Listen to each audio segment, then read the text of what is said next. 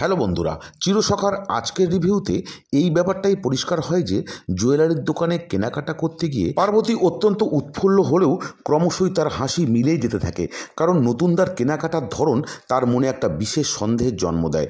তবে এই জুয়েলারিগুলো কার জন্য নেওয়া হচ্ছে, নতুনদা কেনই বা বলছে, পরবর্তীকালে কোনো ডিসপুট হলে পরে এগুলো তারা এক্সচেঞ্জ করে দেবেন কি না। এদিকে বর্ষা কমলিনীর বাপের বাড়িতে হাজির হলে পরে মামি সেখানে তাকে সাদরে অভ্যর্থনা জানায়। ওদিকে দিদুন কিন্তু এটা ভেবে ভীষণই অসন্তুষ্ট হন, বর্ষা নিশ্চয়ই তার মেয়ের যন্ত্রণাকে আরও খুঁচি দিতেই এসেছে। তাই তো ভিতরে ঘরে যখন কমলিনী মিঠিল এবং মিটিকে নিয়ে হালকা খোশ গল্প করতে ব্যস্ত, বর্ষা ঢুকেই প্রথমে জানায় যে নতুন কাকু তার নিজের বিয়ে নিয়ে ভীষণই ব্যস্ত, এমনকি জুয়েলারি কেনাকাটা পর্যন্ত সেরে এসেছে পার্বতী আন্টিকে নিয়ে।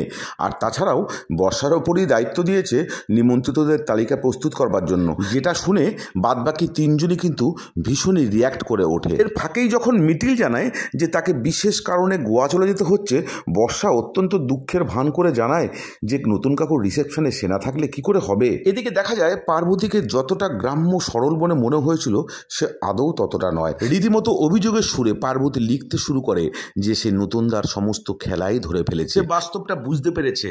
একটা বিশেষ প্রয়োজনে তাকে এখানে আসতে হয়েছিল, আর বিশেষ প্রয়োজনেই তাকে এই সংসার ছেড়ে চলে যেতে হচ্ছে। নতুনদার বিয়ের রিসেপশনে তার থাকবার একান্ত ইচ্ছা থাকলে পরেও সে বিশেষ প্রয়োজনেই সেখানে উপস্থিত থাকতে পারবে না। সব কিছুই যেন এক জটিল গোলক ধাঁধার মধ্যে আবর্তিত হচ্ছে। কি ঘটতে চলেছে ঠিক এরপর খুব শীঘ্রই ফিরে আসছি পরবর্তী পর্বের রিভিউ নিয়ে। ভিডিওটি ভালো লাগলে লাইক করবেন এবং নতুন হলে চ্যানেলটি সাবস্ক্রাইব করে আমার সঙ্গে দেখতে থাকুন বাংলার অন্যতম জনপ্রিয় সিরিয়াল চিরসখা।